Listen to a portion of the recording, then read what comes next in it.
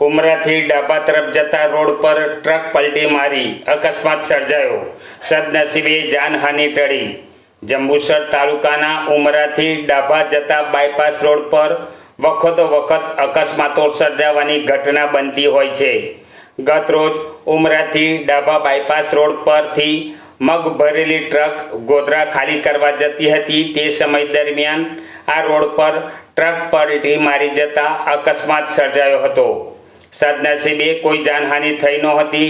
સદર બનાવ અંગે જંબુસર ટ્રક એસોસિએશન પ્રમુખ રોમેશભાઈ શાહને થતાં તાત્કાલિક પોતાની ટીમ સાથે ઘટના સ્થળે પહોંચી ગયા હતા અને અકસ્માત થયેલ ટ્રક અને માલને ટ્રાન્સફર કરવાની કાર્યવાહી હાથ ધરી પોતાની વેદના ઠાલવી હતી.